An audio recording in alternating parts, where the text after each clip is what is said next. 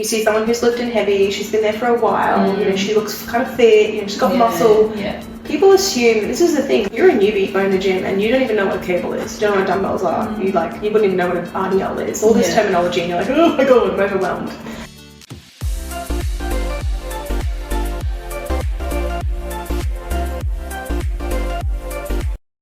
Hello and welcome to another vlog on YouTube and podcast on Spotify, but I was about to say Spotify again. An interesting few weeks, hasn't it? I'm recovering from food poisoning. I've had the worst food poisoning of my life the last 3 days. I felt like I had belly. It was so bad. I'm still in a bit of pain. Great weight loss plan though. Just get sick. I just lost 2 kilos. I'm like, that's not really what we should be doing here, guys. I'm really worried about losing my strength when I get back to the gym, and I've taken a couple of days off. It's really important that, as coaches, we communicate and acknowledge with people that we go through shit too, and we don't have perfect weeks, and we just kind of roll with it. Go with it. It's I think I've been to the gym twice in the past 3 weeks. Your fatigue's been really bad though, hey? Oh yeah, exhausted. It's just the insomnia. The insomnia is and the migraines. It's terrible. Yeah, as you've been having those headaches. It's not fun. Pregnancy, being a woman in general. I mean, I can't really say food poisoning is because I'm a woman. Nah, we'll claim it. I just ate chicken. We'll just be feminists and be like, it's because I'm a woman. Yeah. Anyway, let's get stuck into today's podcast. I love your outfit today. Yours. Honestly, my skirt was too hot before, so I did think that when you put it on. Yeah, I was like, she's really hot. I'm surprised. I committed to the whole most of the day. Then you end up I would be getting chafe within 2 minutes. Chafe when you're pregnant is a whole different type of chafe, hey? I'm getting it between my tits. Oh, nice. This podcast is so relatable. Sorry, fellas, if you're listening to our podcast. But there you go. You get to understand that the shit that we go through, even after postpartum, my hair loss at the moment is so bad. I've got all these tiny little, and I thought it skipped me. And I remember you literally, we were at the hairdressers and you were like, yeah, I don't any hair loss. This bitch has literally got devil horns coming out everywhere. It's hectic. I have to pin my mine back. I don't know whether that's new growth or... It'll be new growth. Pregnancy gives you this most of the time, luscious hair. Some people don't get it. I think mine grows, but Sometime. Anyway, getting into today's topic after we've done some shit talk. I realised as well on last week's podcast, the topic of pressures on mothers. The one biggest thing I didn't remember to bring up was the pressure to bounce back really quickly. Oh, yeah. And I think it's just because it's a given that that's just stupid. Yeah. I think we were Yeah. But anyway, that was from last week, guys, just so you know. We're just going to insert that. Bounce back culture. Nah, cancelled, thank you. Luckily, we're shifting away from it now, which is good. Yeah. Let's get stuck into today's podcast topic, which has absolutely got nothing to do with what we were just talking about. But talking about exercise fears and the common issues that we see with people who, whether it's signing up to the gym for the first time, whether they're coming back to the gym, whether they just avoided it, they kind of have gone sporadically. Not just gym, but we're talking all types of exercise, team sports, we're going to share some of our common fears, things that we've been through, and ways to kind of tackle that and get past it mentally, because it is a mental game, right? Sure.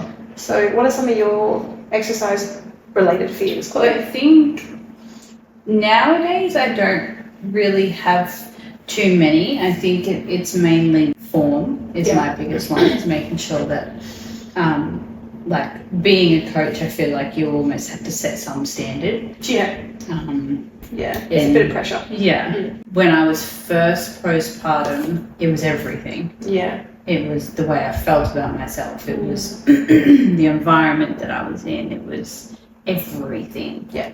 But coming from someone who had, before I had Sienna, I was into the gym and teams. I was very active for I want to say 5-6 years prior. Right. So it's kind of split up almost. Yeah. So I sort of had that knowledge, but it all goes out the window. And especially when you go through different phases of your life as well. Yeah. I think certainly, it's different when you're starting out, and then obviously when you're coming back, as in what your fears are, because they're obviously based around what's happening for you mentally. What point you are in your life, Yeah. I mean, I know that when I was younger, I had fears of team sports. I played team sports. I really did. I played touch football. I played basketball. I did taekwondo, which isn't a team sport, but I actually really started to like solo sports. and it's going to sound odd, but the main reason I like solo sports like bodybuilding, taekwondo, stuff that sprinting, like athletics, is not because I'm not a team player, but because I always felt really bad if I let my team down. To the point where if I dropped the ball or I missed a shot and someone was like, oh, you know, come on, like they were really mad at me. Did you experience that? I did. But see, I was a really good sprinter as a kid, so when I played touch, right, they always had me being the person to try, as in to have the ball. Problem was, I was really bad at dropping the ball. I would so your coordination wasn't there. Terrible coordination, fantastic sprinter. So once I had the ball, I also had fear of the try line. Sounds so weird. That's the best part. I would get to the try line and kind of stop and kind of freeze, or I'd get over it and like not put the ball down and someone would touch me. So I just I had this fear of falling over. I didn't want to be embarrassed because I was like 6, 7, 8. I was going to say, it's very self-critical when they're at that age. And because I was playing with adults as well. Yes. So I think it kind of started with like a family team. Yeah. Gotcha. Started when I was younger, and my family was very much like take the piss out of each other all the time as well. So yes. It was banter. Yeah, it wasn't a lot of gentleness when it came to sports. I think because I grew up around sports, my parents would take, my oldest sister was into netball. Yeah. So I started in the team sports scene when I was like 2. So it was very normal for you. So for me, I've always grown up around team sports, and like I don't mean to beat my own horn, but like I was decent at team sports. Like all the sports that I did, I made rep teams. I did well. Yeah. But I can definitely understand from your perspective in the way that's the way that you felt, because I think it was performance anxiety, but obviously when you're younger you don't really know what that is. No. And so I got to a point with solo sports like taekwondo and bodybuilding where I knew that if I wasn't going to do good, it was on me. It was on you. And like if I didn't do well, I didn't have to disappoint anybody because it was just me that the only person that you I didn't have that guilt, you know, that I would hold. Yeah, it was really sad because it was always I was more about other people than it was about me, and I was worried about what people would think of me and everything like that. Whereas at least with, you know, like martial arts, or like in martial arts you're versing one other person. Yes. I've only got one person to think about. Yes. It was like tennis and things like that. And I think the cool thing about martial arts for me too was like I had a really bad temper. Yes. I still do. So it was an outlet, 100%. I could beat the crap out of someone and not get penalised for it. Like I was like, hell yeah, like this is awesome. And as a girl, people don't talk often about aggression outlets, but women need. There's not much. We need like rage rooms. We need all that sort of stuff. And this is where I think gym has been fantastic. But my other fear was I was just like all of you. I know you probably can't believe this, but when I was 19, I was first getting into the gym because I was 12 and I went with my mum a couple of times. It's okay. When I was with my mum, I was like, oh, it's just me and mum. And like, there's hardly anyone in the gym. So I was like, fuck it, I'll just do whatever. Yeah. You know, I didn't really care. Yeah. When I came around to 19, I was by myself. I was living in a house with a house full of people. They knew how to go to the gym and do stuff. Yeah. And I just was like, I don't know what I'm doing. And went to the gym, and I had this admission. My first year of going to the gym, I would go to the gym maybe once, maybe twice a week, and then I wouldn't go for like 3 weeks. And I would just walk on the treadmill. I was going to say, it's a good introductory. I know personally, if I'm ever going to a new gym that I've never been to before, or like that sort of situation, it's a good idea to go and walk on the treadmill for like 5-10 minutes, scope out the equipment. I would walk there for like half an hour and then I would just go home because I was just so scared. You'd look into the gym floor, like, because the treadmills are like always like that bird's eye view. Yes. Whether it's from the side. But that's what I mean, being able to utilize. Scope it out. But I was also short-sighted, or still am. So literally, I'm like looking at the equipment and I didn't want to wear my glasses to the gym because it's not cool. It's not cool, yeah. So I sort of could, honestly, I fucked around for at least 2 years where I was just like, didn't really know. I had a girlfriend of mine who still goes to the gym now, who helped me out with some stuff. And she was taking me to the gym. I was still walking on the treadmill. And she eventually got me off the treadmill into the weight section with her one day. And I didn't really look back from there. I think when you start to get to know people in the gym, and you don't even have to. Yeah. But when you actually like meet these people with all this muscle and wearing the stringers and the chicks that look like they're death staring at everybody all the time. When That's me though. Exactly. And I'm not. But when you have a conversation with them, they're really nice people. So someone smiles at me, I smile back. Hell yeah. And they're like, oh wait, she's not a bitch. Yeah, she's not an asshole. I think the resting bitch face thing too for me when I go to the gym, because I do have it pretty hardcore. I'm short-sighted, so I find it really difficult to look at people. Yeah. And because if I know who that person is and I don't recognize them, they get offended. So I just try to look away or look down or just not look through people. I know it sounds bad, but I'm like, I've done it so many times. So people have looked at me and they've been like, and I've been like, I don't, oh fuck. And I've gotten close to them. I'm like, oh, sorry, I didn't know who you were. Yeah, I feel like gym anxiety, it stems from lots of different things. Yes. Fear of judgment will be a big one. Fear of people worrying about other people thinking that what they're wearing is silly. I was going to say, it all stems from the judgment, you know, like what you're wearing, your form, your body shape, how out of breath you are, you know. Like, whether you're fit enough, yeah. that's a big thing. If am I lifting heavy enough? Am I lifting too heavy? And people think that I'm trying to be a hero. Yeah.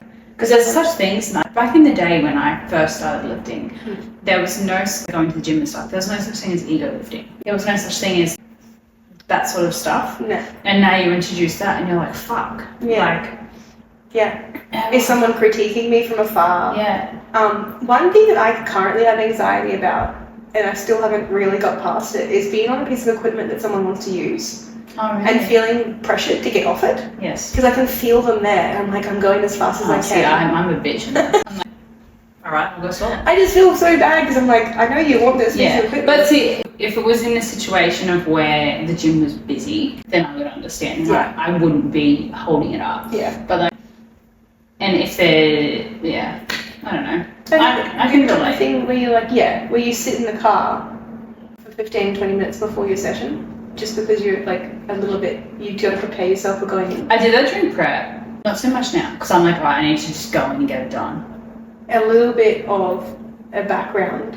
For 12 years, I have done it probably 9 times out of 10. Really? Yeah, I sit in my car. That's why you take so fucking long. It's literally why it takes so long, because... And you sit in your car afterwards for a little bit. I do, yeah. I have a little bit of a problem with going straight from one thing to another. I need to have... So you don't take the transition from the drive from here to the gym? 5 minutes from my house to there. Yeah.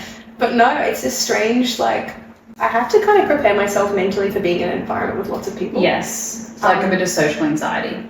Yes, and people would assume that because I'm so outgoing and I post things on socials and I'm willing to share all this stuff, that I'm a person that is totally fine in public settings. Yeah. Fuck no. Lots of people really scares me a lot. I was actually having this conversation with a good friend of mine the other day. Yeah. Like, I feel like in extroverted situations, I can be extroverted. You can turn it on, yeah. But I'm an introvert. Hell yeah, you are. Yeah. It's like Josh at the moment. This is why we get along, because I'm like, you know what, you don't want to do something? No, do I? Yeah. It's fine. Yeah. It's like we're trying to organise shit to do for your birthday, and we're like, do you just want to get a massage in separate rooms? Yeah, literally. We'll do like one of those float things. Separately. Yeah. Together. Like, it's I think people make assumptions, especially if you see someone who's quite confident in the gym as well. You see someone who's lifting heavy, she's been there for a while, you know, she looks kind of fit, you know, she's got muscle. Yeah. People assume, this is the thing, you're a newbie going to the gym and you don't even know what a cable is, you don't know what dumbbells are, you wouldn't even know what an RDL is, all this terminology, and you're like, oh my god, I'm overwhelmed. Please know that you're not the only one in that situation. Even people who have been at the gym for 12 years, like myself, I still have these weird little things that happen in my mind. See, that's where I think I found, looking back at my journey. So I did the gym at the school for a long time, because I did my certs through school. So I had access to the gym. When I finished school, I had a little bit of time off, and then I started with like group training. Yeah. And I utilised that at every point where I felt like I needed that little bit of help. Yeah. With the social anxiety, things like that. Not really knowing what I was doing. Not necessarily how to do something, but in terms of you got the structure there. I think it's important to note that, like, if you are a newbie, sometimes things like that can be the best situation for you to be in. Those like pump classes, like Les Mills pump classes. I did a couple of them with my mum. This is revealing a lot. I have a huge fear of doing those too. So I spent so long, like my girlfriends would invite me to them and I would make reasons as to why I couldn't go. Yeah, because I'm not coordinated. Yes. And so I would go into these pump classes and just go, what the fuck am I doing? And I would just like not be able to keep up because I wasn't very good at mirroring. Yes. So these were like the group. Like, They would have been weights training. Yeah, it was a weight stuff. Like, Yeah, it was which is good. with a guy that basically worked out of his garage. Yeah. And did like boot camp sort of style training. Yeah. Which was right up my alley because I loved lifting heavy and I loved Good. having it all set out for me. And then I think that type of stuff's great. yeah, obviously when I first got back into it after having Sienna, I did stop. Nice. Yeah. Which was the sort of thing. There was a little bit of cardio in it, but not too much. So I think that's a really good way to introduce yourself to it, especially if like I don't know why I never did that. I think it was because of the team sport stuff where I was like, I don't want to be. Yeah, and you're in that. So that's the thing. You have to combat that social. That social fear as well, and like because a lot of the group set situations and the group classes, they force you to team up with someone. All right, today we're doing a putt. I was lucky in the sense that I actually got my little sister to join with me when I first started. Yeah.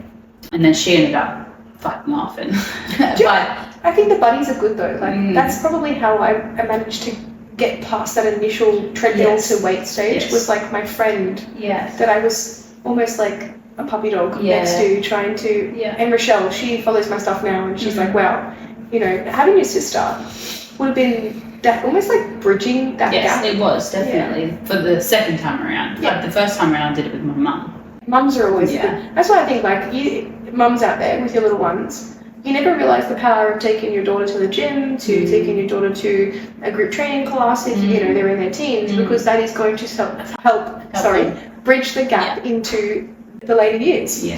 Whereby they're going to then go, okay, cool, I don't feel so scared, because they're initially like you're their safe space, right? So it's important to go along with them with that type of stuff and to go to sporting events and to be there to support them and maybe one day, you know, train alongside them. Absolutely. But certainly there's lots of different fears. One of my other fears, I've got so many of them, is when I'm like doing like a reverse V squat or like an RDL and people are behind me. I'm really worried about like butt sweat, or that I'm going to slip my pants, or that people are staring right at my booty hole like through my tights. Can they see that it's hairy? Yeah, no. A single hair on my booty hole, thank you. It's like that. It's a weapon. But guys, listening to this. All right, and I'm turning this off now. My male clients are like, shut the fuck up. No, it's totally fun. Anyway, so I worry that I'm like overexposed. I worry that my underwear are coming out the top of my somewhere, or that one of my socks is too high or too low. This is the shit that I think about.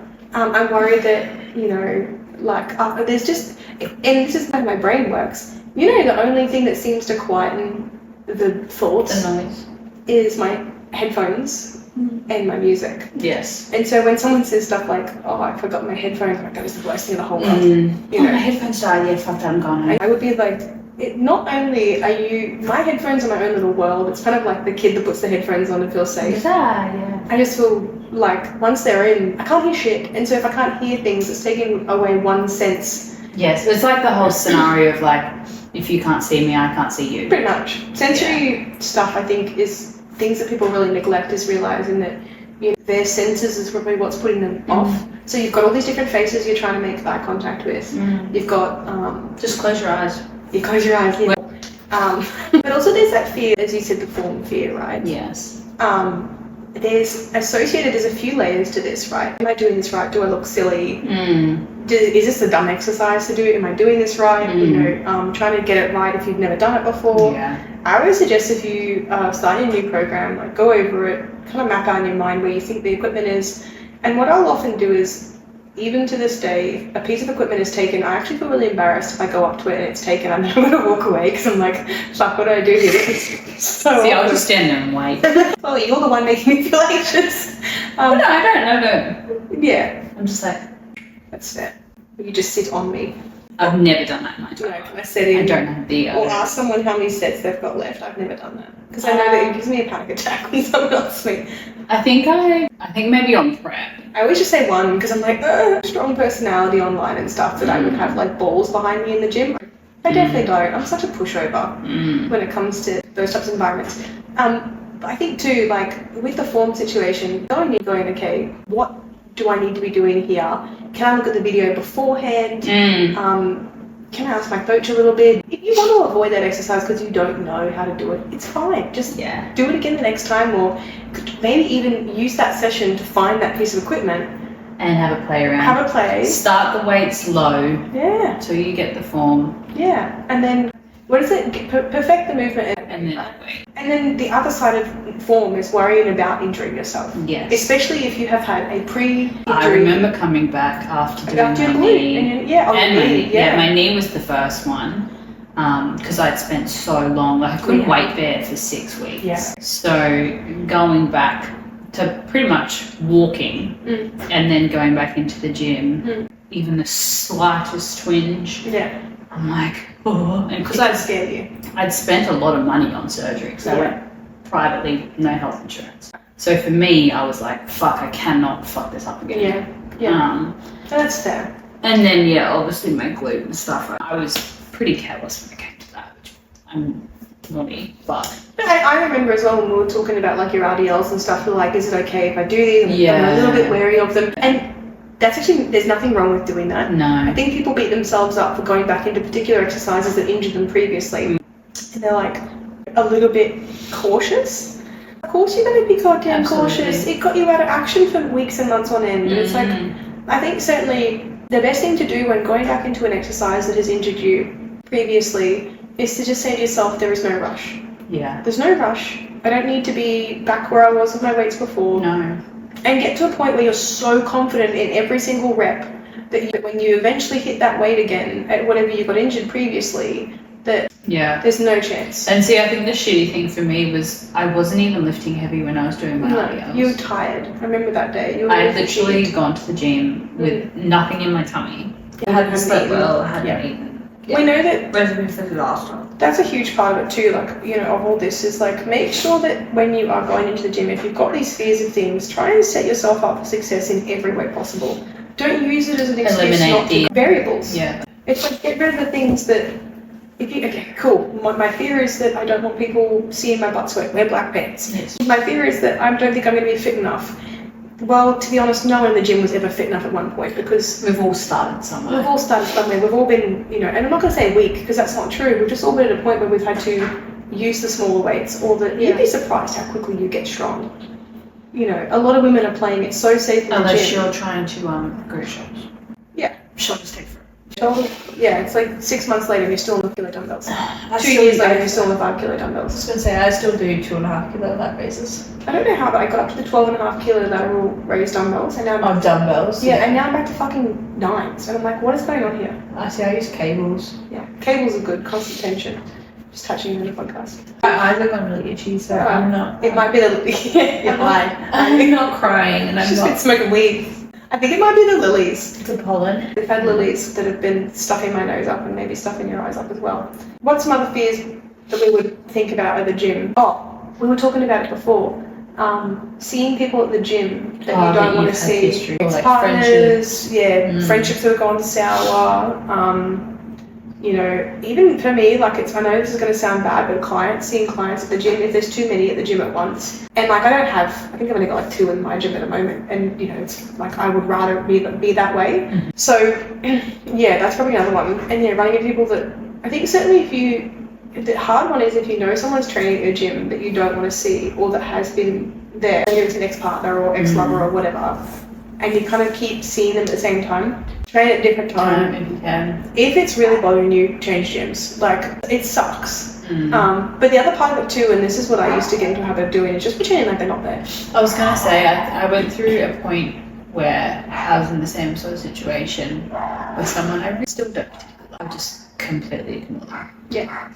It's almost like you have to realise as well, in that situation, there's nothing they can actually do in that environment to you. If they say something to you that's inappropriate, you can pull them up at the front desk and say, hey, look, this person's harassing me. They have a lot of power in gyms to just ban people. And 9 times out of 10, they don't have the balls to even say anything to you. Because you never know as well what they're thinking. Maybe they're like, this is going to be an awkward conversation or whatever. Sometimes it's best just to not look in their direction or whatever. We know that's the very logical thing to do, but we're talking about all fears and all types of different fears that you would have in the gym. I reckon the biggest one that is probably completely, I'm going to say completely unnecessary, almost completely unnecessary, is the fear of men in gyms. Granted, don't get me wrong, ladies, I know there's this whole phenomenon of some creepy men in gyms that stare at bums and all that type of jazz. But I use it as a compliment. Yeah, yeah, it is a compliment. But for the most part, if a man, I've spoken to men previously about this, and I've said, like, you know, they might have walked up to me eventually after donkey's years of seeing me in the gym, and they're like, hey, I've seen you training here. I'm actually really impressed by you. I think the weights you do are really a lot of really people, good. a lot of the men are actually being like, fuck. Yeah. She's lifting what I'm lifting. She's lifting really heavy. Yeah. That's crazy. Like, and they don't know what to say to you because they're like, how do I tell this person? And 9 times out of 10, if you're a newbie, they aren't looking at you anyway. No. A lot of the big buff gym guys, they're so busy with themselves. They're looking at themselves, or they're too busy with their own workouts. Yeah. You know, a lot of my guy friends at the gym, they're dialed in. Like, they're exactly like. I think the more advanced you get in the gym, the more dialed in you get, right? And it's more of a case of, it's not really a social aspect, it's going in, getting shit done and going home. Yeah, it's for you. Yeah. Going there is for you. Yeah. And that's what you have to really, at the end of the day, no matter what all these fears are, like what it surrounds, whether it's social settings, whether it's making eye contact, whether it's having to listen to the terrible gym music, whether it's not knowing what exercises to do next and how to do them, whether it's because you don't think you're fit enough, that's why you're there. The whole reason why you improve with things. Whatever type of fear it is, you've got to remember what your purpose is. What you're doing there is for you. It's not for other people. It's not for the guy in the stringer over in the corner. You are just as much allowed to be there as anyone else is. You have a right to be there. Yeah. You can go and pay your membership. You pay your membership. You can start. You go into the quiet section. It's not the ladies section. A lot of gyms actually have a quiet section. Yeah. Alex sometimes goes and trains there, and he will literally do like, dumbbell raises or something, and he'll get evil stares because he chooses to go in there. But like sometimes he doesn't want to be front and center. He just wants to kind of have his own space. He doesn't want to be looked at. It's like, that's fair. But he gets stared at, and I'm like, The only glute machines are over in that section. I honestly think it's a really smart place to put them. And also, they make them face the wall, which is awesome. So at one point they didn't though. They had the hypers in the middle section, so you're like, poor person behind me is getting full freaking booty hole. Or the mirror. It was facing the mirror, so you could see like from every angle. Yeah. There are so many different fears. I think as well, and I'm going to call people out for this because I always do this. Oftentimes we use our fears, our anxiety, as an excuse not to do something that challenges us, as an excuse to just avoid something. Oh, I'm not good at that, or I wouldn't know how to do that, or I've never been to the gym, or people scare me, or there's people there, or it's really busy. Yeah. Alex lately has gotten into a habit because he likes to train later in the night, and that can't happen now because obviously we need to get to bed. And I said to him, just go to the gym at peak, and he's like, oh, but it's too busy. But I'm the same, and it's not a fear, it's more frustration. Oh, of course it is, yeah, absolutely. Yeah. But I said to him, you're now in a habit of avoiding the gym every time it's busy. The way it is, you're going to either have to get up at 4 o'clock in the morning and go and train to avoid that time, or you're going to have to train in peak, and you're going to have to just bite the bullet. Yeah. It's going to piss you off. Obviously not a fear, but it's like... You get into that habit of making that excuse. It pisses me off too. Like, I'll go in and be like, fuck, all the equipment is taken. Well, then change the time you train. You either train, then go, okay, I'm going to get up in the morning, get up early, but don't give yourself a reason to avoid a space that's fundamentally good for you and good for your goals. You always come out of it feeling good. You always come out of these sessions going like, yeah. And then, sometimes you come out and you're like, that was just ticking a box. It's happening to me more often. Oh, yeah. I mean, even this week, I've been to the gym all week because of this food poisoning. There is literally no point in me training while I've got stabbing pains through my stomach. And you've had no food? No carbs, nothing in my gut. I've probably eaten like a smoothie and some beef jerky. Today's the best day, I'm getting better. But this sounds very unforgiving, but coming from someone, I'm literally putting my hand up and saying, I had the worst gym fear for years, and I wish I had got off that treadmill sooner. I wish I had just gone, asked a friend to help me, Because granted, if I was by myself, there's no fucking way I would have known what I was doing. Also, if you're walking around the gym doing this and like looking around and feeling a bit lost and confused, that's okay. You'd be surprised how many people are also doing that at the same time as you, looking down at their phones, looking at their program. Yeah. No one's There was a girl a couple of weeks ago. She was on the seated hamstring curl, and she was trying to work. She was spending like a good 2 minutes or so trying to figure out how to use it. And because then it also puts it into, is she going to be intimidated if I approach her? Yeah. And in that scenario, I was like, and you got to do it in a way that makes them not feel like you are watching them. Yeah. And making them feel stupid, but you also give a shit. And it's it was funny, and I was like, someone's going to end up getting frustrated with her. Yeah. Or she's just going to end up not doing that exercise, avoiding it. I would agree. I saw some girls struggling on a leg press. They couldn't get it to go down. So they could And anyway, they were like, I was walking through, and they were both back and forth, like, how do I do this? And I took my headphone out. I was like, hey, you guys need help? And they were like, oh, we've never used this piece of equipment before. I'm like, don't worry, I did the same thing when I used it. So I'll often put myself in their shoes. And then they were like, oh, it's alright. And I was like, so all you gotta do is do so much. And I'm like, I've been doing this for 20 years. You would be surprised how many people, and honestly, if you walk up to someone in the gym or even just make eye contact with someone who looks like they've been going for a long time and ask them for help, they will help you. Yeah. They will help you because I feel like gym. It's always one thing. Hey, I want to wave to my guy who's like, read it. Hi. We just don't like doing awards. Yeah. Anyway, we're going to finish up, guys. If there's any other fears, that you've got or you've thought of, I don't know whether I've covered all the ones we were talking about. I think so. But really, in the big picture, it's all in our heads. It really is all in our heads. Easy said than done. But I say dip your toe in the water. I was going to say, it's all about taking that first initial step. Dip your toe. Once you've done it. Yeah, just like anything in life, just like your fear of heights, just like the first time you, I don't know, dance with a boy or whatever it might have been, these things have sex, whatever it is, and you pop the cherry of all sorts of different experiences. Treat it exactly the same. Yes, of course, some things can be higher risk than others, with things like squats, etc. Yes. Start with machines, and then get some goddamn help, whether it's from a PT, whether it's in a sporting environment, taking a friend with you. But just know that you don't have to do it alone. If you do want to do it alone and get used to it over time, use training wheels. Do you know what I mean? Do 20 minutes on the treadmill and then 2 pieces of equipment and then like we leave. said before, a lot of the gyms, their cardio does overlook the whole gym. So spending spending 5-10 minutes up there saying like, all right, today I'm going to do upper body, I'm going to use that machine there, that machine. And 9 times, a lot of the time people are already using that. So you can see how they're doing it. Or you can take a picture of the side piece of equipment or look at the name of the piece of equipment, YouTube it, and you'll see the form on YouTube. Or a lot of gyms do walkthroughs, right? If you are new to the gym, is there any chance I can schedule a walkthrough? And it may be a little embarrassing walking with someone. Do it in a quiet thing. But go and do it when it's not 5:30 in the afternoon. Yeah, when it's not peak. Anyway, we're going to finish up. Poor Chloe. I reckon it's the they're beautiful, but they're vicious. Anyway, thanks a lot for tuning into our podcast. I'm shocked that the baby hasn't woken up with this. Thanks, guys.